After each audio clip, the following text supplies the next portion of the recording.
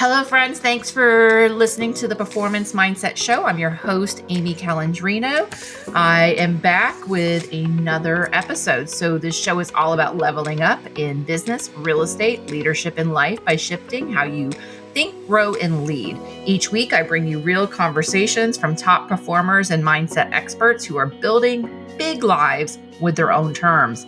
If you're ready to ditch perfection, trust your path, and grow with intention, you're in the right place. Be sure to subscribe and let's get into it. So today I have with me Topher Stephenson, and your current role is, tell us where you're at right now. I'm head of operations at Aspire Commercial. It's a commercial real estate brokerage out of Houston, Texas. Awesome. And you actually are in Maine yourself. So you do that. I do. Yeah. I live in Maine, but our ops team is global, so we have some folks in the Philippines and a gentleman in Honduras. And so, interacting with them would be roughly the same as interacting with them out of Houston. But I get a lot of FaceTime in Houston as well. I was actually just down there last week, just kind of meeting with folks one-on-one and connecting with people on new projects, kind of talking about direction of the company.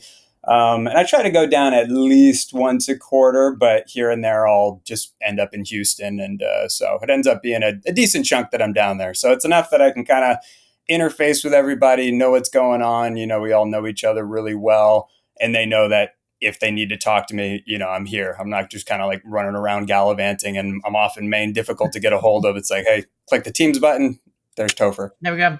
No, it's interesting. My husband's law firm is fully remote, and I know there's some other folks online like SMB attorney that's pretty relevant on Twitter and stuff. There's a lot of brokerages that are fully remote. I'm sure they have a physical office, but I think it works, especially with Teams and all these different capabilities that you can have this presence across the nation and even like globally. So, you got into that role. You've been in commercial real estate a really long time, and you're kind of a forerunner in AI. So, what I wanted to talk about to get this conversation going is, can you talk about some of the key ways? And I know it can change day to day, but what are some of the key ways you see AI transforming how properties are marketed today?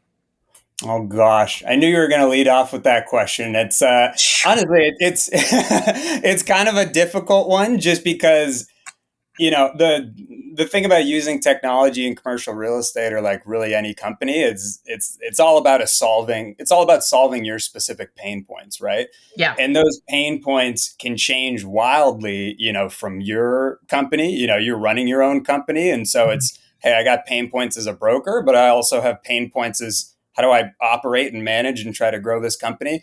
Versus maybe you're a one-off broker and you're just kind of doing everything yourself. You're trying to do deals, you're trying to analyze deals, you're trying to communicate, you're trying to get in front of owners to get a listing, and you're just swimming in minutia. Then you got giant companies that they have needs as a company, then they have needs as individual teams, and then they have needs as individual brokers.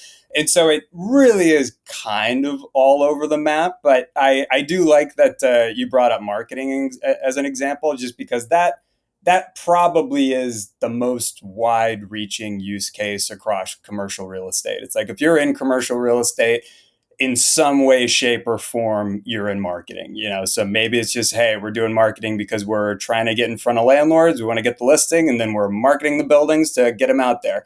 But also, you as a small business owner, you got to be marketing just not properties that you're working with, but also your business, and getting your business name out there.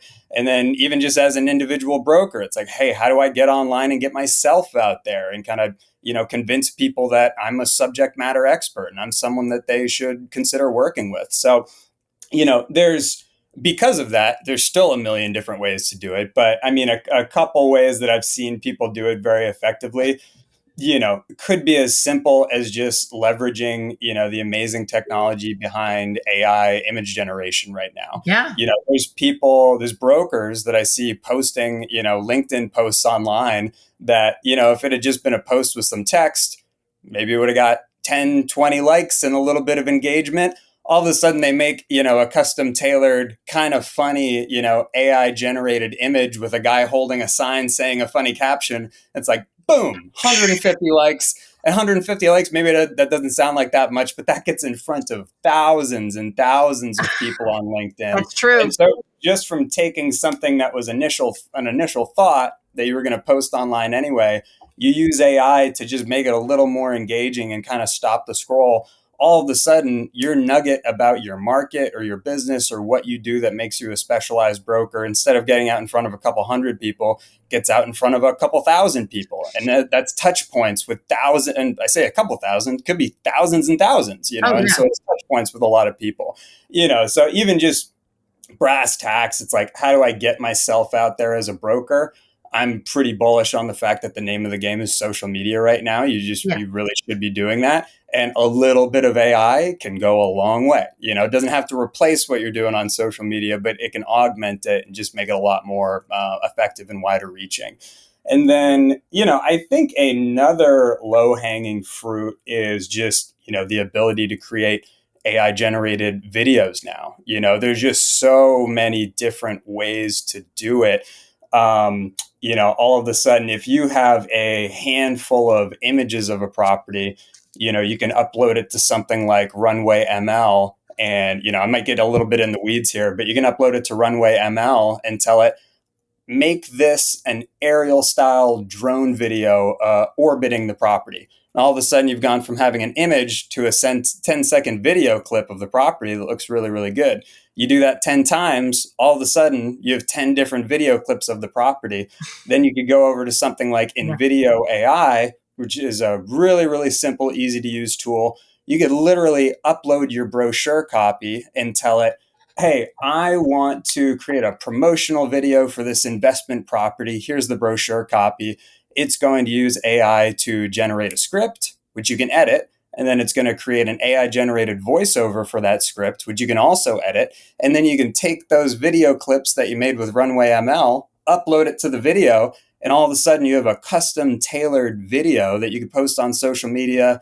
You can post it anywhere you want, email campaign, put it on your website, that instead of just saying, hey, here's a photo of the property and here's some bullet points, you can actually tell a story about that property. Like, why is this the best property in this area for this specific type of retail tenant that I'm going after? And then if it gets a little bit of engagement, you can boost that post for $50. And then again, instead of getting in front of a couple hundred people, all of a sudden you're telling a story about this property, to the people in your network, and you're getting it in front of thousands and thousands of people.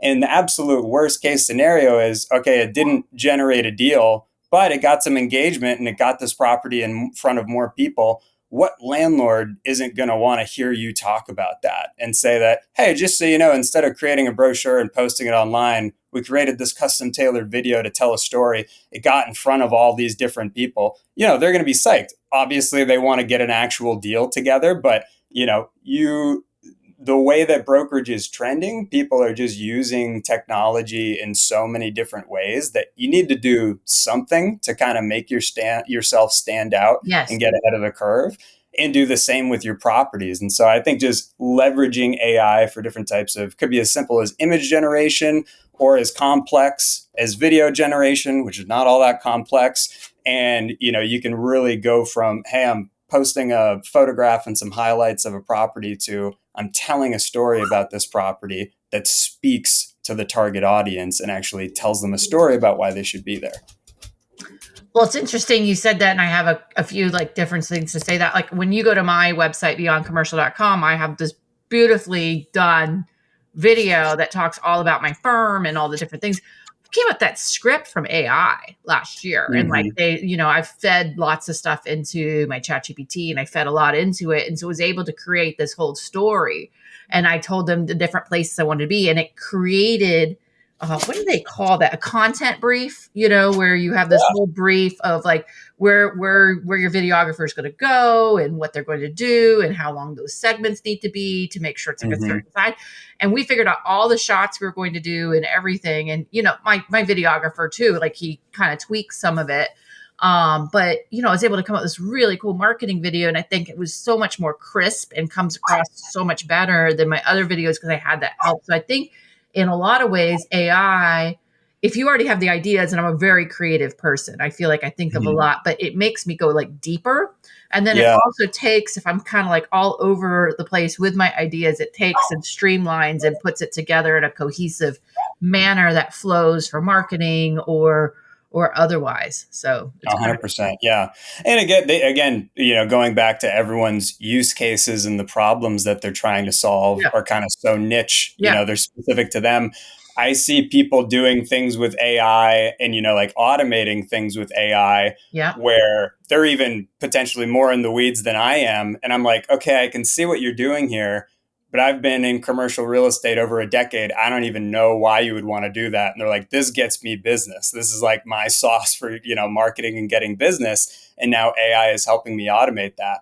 And so, you can get very in the weeds with it. Maybe it's something for your website. Maybe you just want to use AI to, generate a drip email campaign. Hey, someone chimes in about this property, and then we want to pepper them, for a couple weeks about different information about the property. You could load up your brochure into something like ChatGPT and say, hey, this is the goal of this email campaign, based on best practices for email drip campaigns. Please write me a, whatever, a 4 or an 8-step email sequence so that when this person goes in my CRM, all of a sudden we're just peppering them with new information about the property, unless they get into a certain stage of the deal cycle where we no longer want to just pepper them with general information about this property.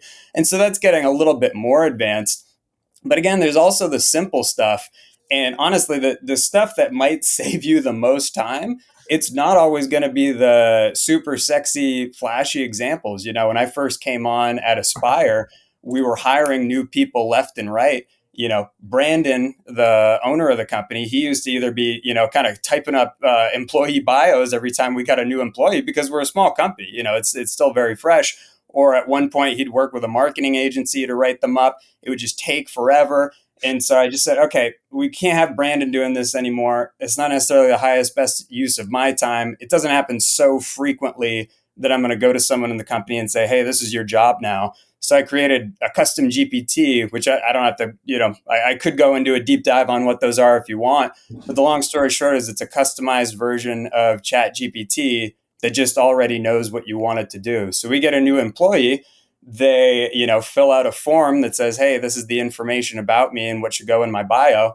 Pop it in the custom GPT, spits out the bio. We send it to them for approval. Boom, it's on the website. So something that used to just be a frustrating, painful task that we either would have taken weeks because hiring a vendor to do it would have taken so long, or it just would have sat around because no one had time to do it. Now it's just, hey, we got a new employee, 5 minutes. And if it did happen so often that I wanted to take that off my plate, using the custom GPT is such a simple process because you don't have to be a Chat GPT wizard to do it. You just upload the bio sheet, it spits it out, you take that and you send it to the person for approval. So again, that's not a flashy example, right? Like no one thinks, oh, No, but commercial I real get estate, that you gotta be because, writing employee bios all day. But yeah. if you're running a company, that's a part of life. It's like, hey, we got to get these people up on the website. So it's just it's a simple thing that could take a lot of time that now takes no time because of AI.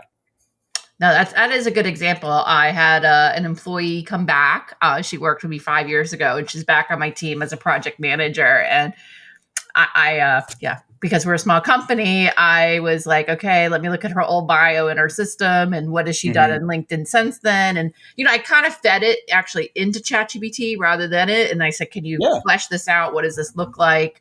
But I mean, I still spend a lot of time going back and forth about it. And the other thing that I personally do, and I still feel like I could probably streamline better, is I like to write a story for like every deal that we do. And, Mm. we're not, I have two agents. And so, we're looking at no more than like 50 deals a year, somewhere between 25 and 50, depending on the size, like each year. So, and some of them might be all bulked together as multiple vacancies in the same building, and we'll kind of combine that all together. But I love to write the stories. It's great for like SEO and having Yeah. those blogs on your website, and clients love it. We can use it for our bulletin. But yeah, it definitely takes less time now being able to feed that information in. And if you don't have so I think a low hanging fruit, whether you're in commercial real estate or not, is you should have a GPT for yourself in your own voice. 100%. That's Yes, like, if absolutely. you don't have that, you should probably pause the podcast Mhm.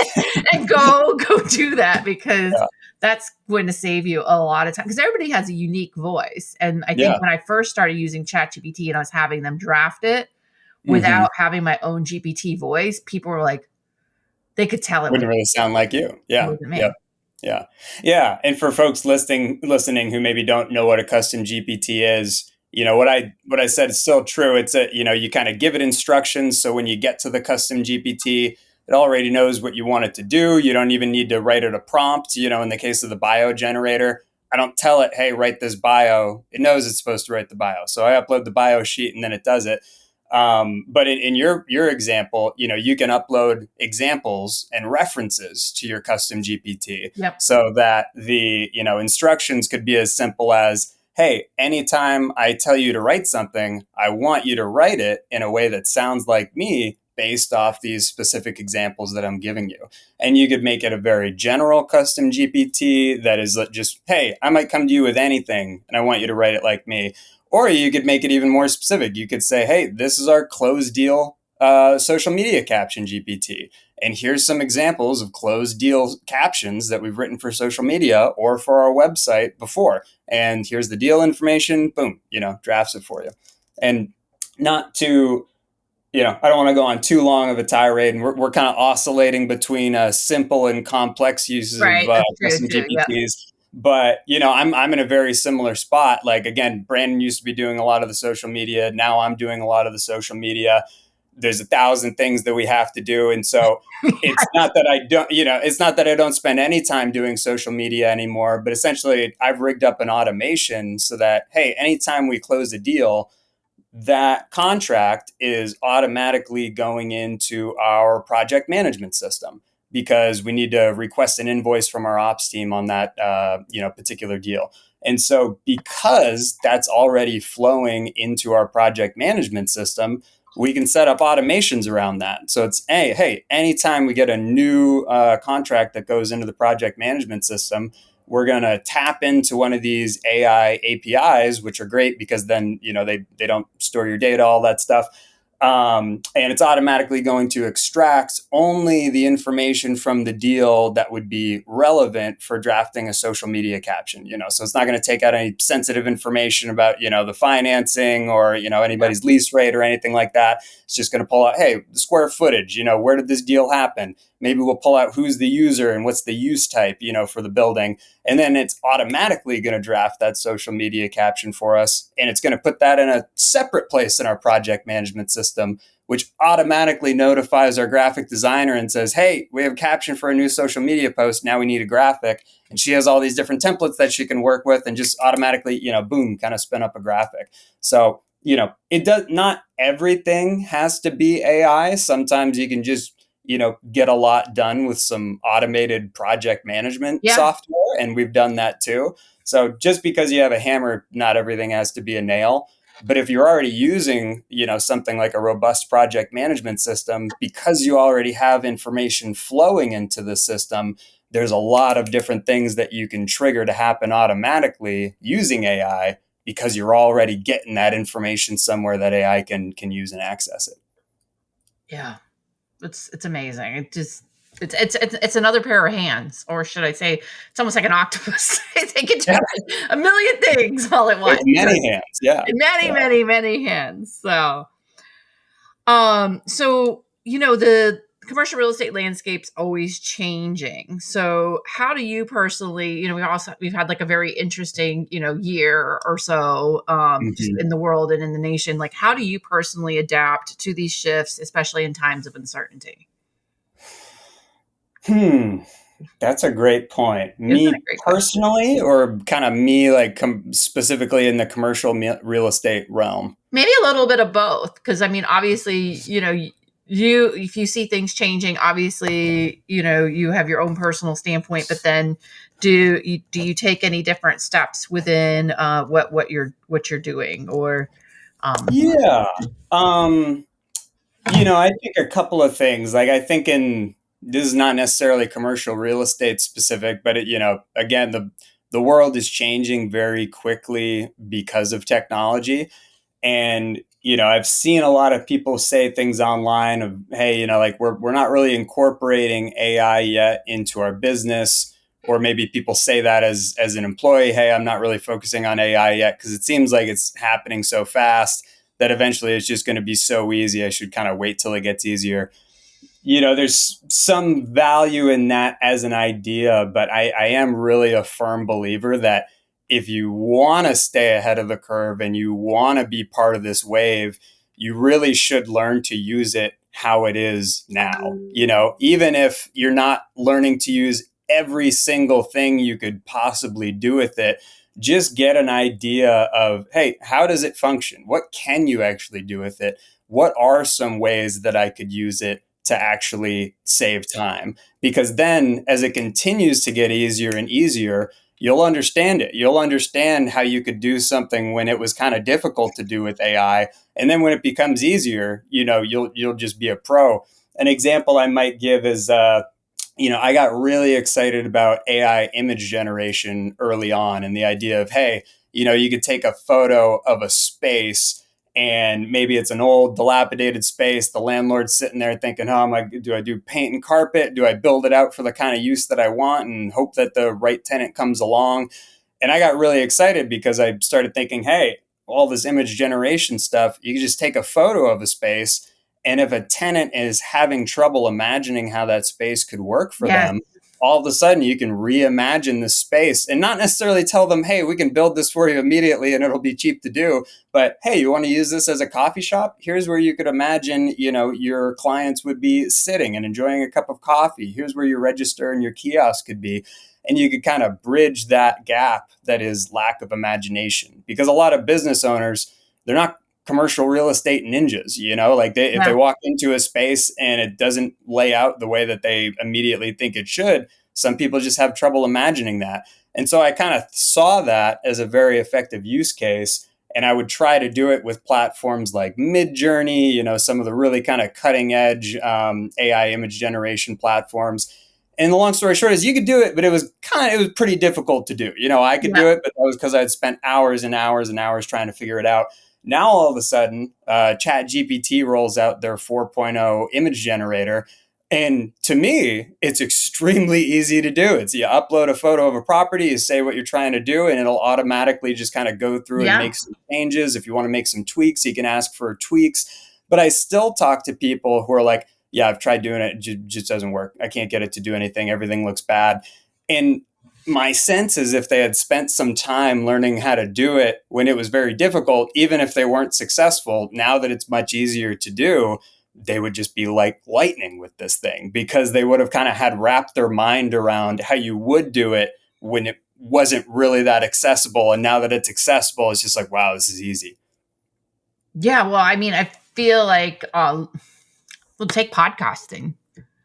You're going to be episode 100 and something. I don't even know. Right. So when I first did this, it was just, there, and I feel like there's more people now doing podcasts and those kinds of things, but it was hard. It was super clunky. It's like, what equipment do I use and those kinds of things. But I at least just did it. And I started out very like rudimentary and doing the best like I could do. Because there's just so many moving parts and so much to each production, to like each episode.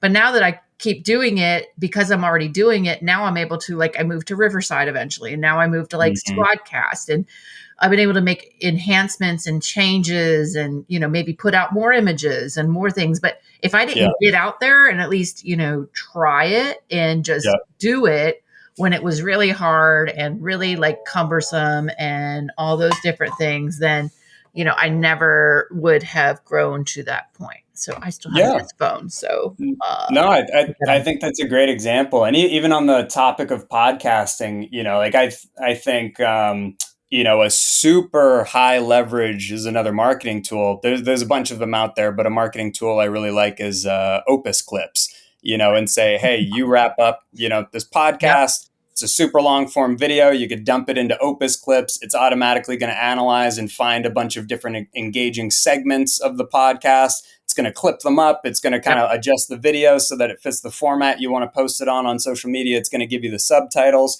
And if you had never done that kind of social media before, like Opus Clips still takes out a lot of the work, but all of a sudden you're looking at like 10 to 20 different clips, and it's like, do I just post all of these? Do I just post them exactly as they are? Should I edit them a little bit? Like, what do I do with all this? Like AI just gave you a lot to work with. But if in the past, before you could do that, you'd already been taking your podcast and experimenting and cutting it up into different clips and posting things and seeing what gets engagement and what doesn't, Yes. all of a sudden AI is doing all this heavy lifting for you. And you can say, okay, I got 10 clips, but like these 3 or 4 are going to be really good. I can feel it based on what's gotten solid engagement in the past. And so instead of AI just spitting out more work that you have to do, it just did a lot of the work for you. And you already know based on your prior experience, like, okay, these ones are going to be the money shots. Let's go get them out there. Mm. So again, it's not necessarily commercial real estate specific, but I do just think the way that technology is trending, if you want to stay ahead of the curve, and if you want to be a part of kind of shaping where it's going, either in your own business or at a business that you work at, knowing how to use it is what's going to make you be more resilient to the changes that are coming. Well, I was just going to ask you about resilience. So you are perfect. So in our industry, obviously, being resilient is key, right? So Mm-hmm. what mindset shifts have you made that help you to remain successful during difficult times? I think maybe this is not necessarily where you were hoping this would go, but I think my mind shift towards using social media not just as a vehicle for marketing a company, but using it to market yourself. And I know it's kind of a cringy term, but using it to build up your personal brand Yeah.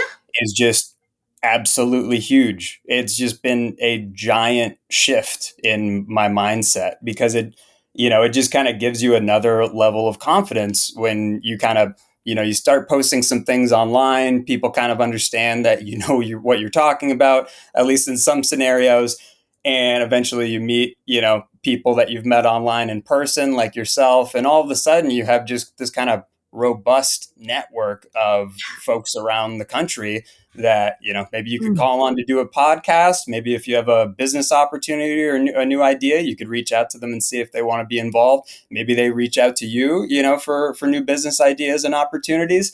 And it's almost like having a very thickly padded emergency fund, the level of mental comfort that it can kind of give you. And so this is kind of getting a little personal, but there were points in my career where I was working in commercial real estate in Maine, making a decent amount of money, and just kind of feeling like, man, this is a great job. I love these people. I'm making pretty good money, but I'm a big fish in a small pond and I'm stuck. Like if all of a sudden something changes and I don't like the person that I'm getting direction from anymore, or I don't like their direction, or I don't like the way that the company is headed, if I want to make a move, what do I do? There's only so many places in Maine. And, it didn't take long for me to start posting some content online and building up different connections throughout the country. That's how I met Brandon. That's how I started working with Aspire Commercial. And, now the mindset has completely shifted to, I'm not just worried all day that, hey, if for whatever reason, if Brandon won the lottery and decided, at Aspire Commercial is not the best use of my time anymore, I'm not just flapping in the wind trying to figure out what I'm doing next. I have all these people throughout the country that I could reach out to and say, hey, this is an interesting idea. Is this something you might want to work on together? And that community is kind of there. And not everything is going to be a fit for everybody, but, all of the sudden, it's just kind of a shift from doing something because you feel like you have to and you might not be able to find a better opportunity to you're doing things because you really want to and you really enjoy them, and you wake up every day thinking, I'm doing this because it's what I want to do. And so that's been a pretty powerful mind shift for me. Well, I think you gain such this huge community by having the openness, and I just think I've been doing some social media now for like about a decade, pretty Mm-hmm. consistently with a YouTube channel and that kind of thing. But it was just much at like a smaller scale, and I think like AI and the podcast and different things and having that openness really like accelerated that. And Mm-hmm. like yeah, I've met so many people. Now, not everybody's my vibe, Yeah. but that's great. Like, but I agree with you. I think if you're out there, a lot of doors open and you can find other people. And yeah, you put yourself in this much bigger pond, Yeah. outside of Orlando. Like I told you before we got on this call today, someone from the West Coast just referred me a deal to Orlando, and that wouldn't have come if I'm not putting myself out there and having. I would say that is a big mindset shift to put yourself out there. And it was 100%.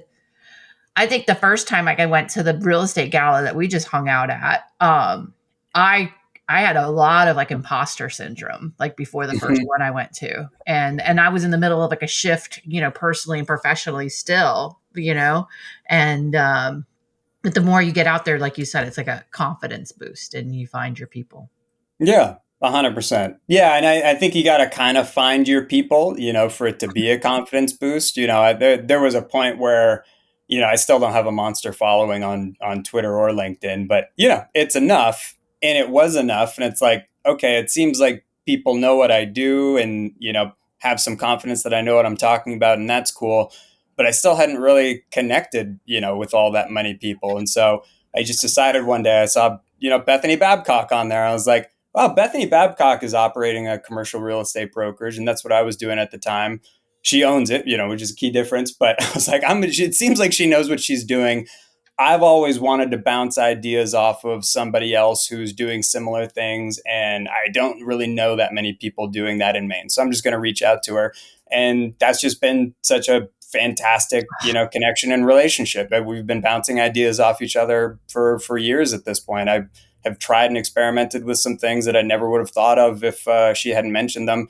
Hopefully, I've given her a couple of nuggets as well. And then, another one very shortly after that, I connected with Jeff Thompson, who's VP of Asset Management at Magellan. Just terrific guy. He's also Canadian, so we share some same kindness mannerisms. And all of a sudden, my thoughts were just kind of illuminated to, okay, I don't just have to be out there talking about me and staying in my lane. You can do that, but it's like I barely knew what asset management was at the time, and it's like, hey, maybe I could reach out to Jeff, and all of a sudden I'll learn about that and I'll understand a different side of commercial real estate. And so it can be just such an effective tool for not just getting yourself out there and just kind of building your market presence. I think that's all really important, but making genuine connections with other people and learning about what they're doing and kind of expanding your mind. And then eventually both those people, I didn't actually meet them in person until the gala where we just connected again. And, so those relationships can kind of grow over time online, but then eventually meet each other in person, and, it just kind of solidifies everything. So I just think it's huge. It is. It's so huge. And yeah, I have friendships and things that happened in my life that wouldn't have happened if not for social media and, even our relationship. And it's funny you brought up the word ruminate.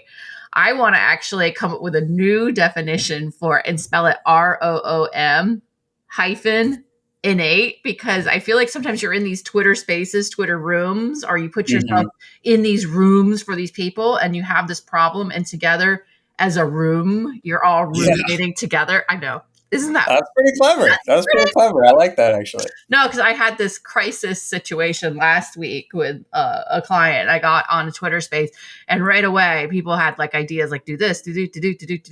It slipped out that my client was going into a space that's still an active business, an active business of decades. So it was kind of like, that's a tough one. So, and then I was just like, yeah. And so then I got back to my client and then I said, I've been ruminating on this, which by the way, I was in a Twitter space, just like, what do we fucking do? Excuse my language. And, and then I was like, well, that's my new thing. I got to do like some content about it. So you mentioning that remind me, I want to do some content about ruminate definition. About ruminating. Get in a room together and figure these things out. And then you're not alone. Like, how amazing does that feel? It's great. Yeah. No, yeah, it's fantastic. And especially, just going back to the point of people that are operating brokerages, I knew ostensibly none before, other than, in Maine and a lot of regional places, it's very common for someone like yourself, who is mostly a broker to be also operating a company, or vice versa, but they're still kind of a broker. And now I know people kind of all across that spectrum, kind of across the country, who maybe it's, hey, I'm just kind of, in a management role and I'm operating this company, or I am specifically a broker and I spend 10% of my time, kind of managing this company. And, this is kind of my perspective on how you're able to do that. And then, people that sit right in the middle, maybe you do half and half. And just kind of hearing different perspectives on, boring but important stuff like, hey, how do you structure your split system? Or, Yeah. how do you, what are the best practices you've seen for, recruiting sales professionals versus administrative professionals? I don't find that boring. Maybe some people do, but it's pretty critical in commercial real estate brokerage. So just expanding your knowledge, expanding your network and being able to learn from different people. I think that's changed my mindset in many, many different ways. Yeah. Well, I've really enjoyed geeking out. I Me too. wanted to ask you, is there anything that we haven't chatted about that you kind of want to leave our audience with? No, I mean, I think we kind of touched on it, like a lot of people ask like, hey, I want to get started using AI, but I don't know where to start. And, the simple answer is you really just need to get started. You don't need to do everything at once. I think the first step with AI is there's so many tools out there. There's hundreds that are coming online every day. And, that's part of the reason I started my newsletter, Chat CRE. The whole goal is, hey, there's all these different tools coming out every single day. A lot of them are useless. A lot of them just turn a tweet into an email. Which ones can you actually use to do something in commercial real estate? And so, if you truly don't know where to start and you want to kind of get some ideas, I would say feel free to go check out the Chat CRE newsletter. You can find it at www.chatcrenews.com. But even if you don't want to do that, just start with something. You're seeing all these different things on LinkedIn and X or wherever you spend your time. Just try one of them. So many of them have a free trial. It's not like you have to sign up for $1,000 commitment. It's like you sign up for a month and maybe it's $20 a month after that, and just experiment with it. See what other people are doing. See what you think you can do. See what will actually save you time. And then once you actually start saving time using some of these different AI tools, everything starts to build from there, because you'll get more ideas and more ideas and more ideas. And then eventually it becomes a tool for not just, hey, how do I do less by incorporating AI, but how do you do more using AI? How do you add more value, either for your company or for your team, for your clients? It can be an absolutely fantastic tool if you spend at least just a little bit of time learning how to use it and learning how it can save you time. So when you were speaking, it reminded me 10 years ago, I didn't know how to golf, right? So my golf coach, he said, to practice, you're not going to practice unless you put it on your calendar and create that habit and create that construct. And of course, now today, I'm a decent golfer. I'm not a great golfer, but I can hold my own. Sure. But that came from putting the time on my calendar to practice. And so when I think of AI or I think of something new, is what you could do to yourself is just commit. Hey, every day I'm going to eat. Every day I'm going to do lunch. Get my big rocks out of the day. Done. Then eat my lunch, and while I'm eating my lunch, maybe I'll fiddle around with AI and give yourself like small periods, because if you otherwise you can really get sucked down into it. But maybe do an hour at a time, and then kind of mess around with it and see, because like for me, I'm a producer and I can't be on social media like all day, because then I won't get any like work done. But I set aside, like I have times during the day that I go and check in and I engage in that thing. But I think kind of the same thing with AI or anything new that you're trying to do is put it on your calendar. It's kind of like practicing a new muscle. You're getting good at it. You create that, discipline, and it becomes easier. It's not going to be hard forever. Yeah. Yep. Absolutely. And say it's like any other skill, but it's just a specific skill that ultimately can help you do a lot more things and save a lot more time. And the more you flex that muscle, the easier it'll get. Yeah. Well, awesome. This has been a great conversation. So you mentioned One of the ways to get your newsletter and contact you is CREChatnews.com or chat In CRE. reverse. It's Chat CRE News. Chat spelled just like it Yep. sounds, CREnews.com. Or if you just Google, Chat CRE Newsletter, it should probably pop up. And so you can read a lot of stuff there. There's options for emailing me directly from the newsletter. Or if you want to find me on X, I'm at Topher now. And if you want to find me on LinkedIn, I'm just Topher Stephenson. So should pop up right in the search. Okay, well, awesome. This has been a great conversation. I know my listeners will get a lot out of it. So, Appreciate it. Super I want to fun. thank everyone for listening to the Performance Mindset Show. If today's episode gave you something to think about, share it and subscribe so you don't miss out on what's next. Want to go deeper? Grab my book, From Perfect to Real. It's all about dropping perfection and thriving your own way. You can also connect with me at beyondcommercial.com or amycalandrino.com. Until next time, stay grounded, stay growing, and keep showing up for you. This is Amy Calandrino signing off.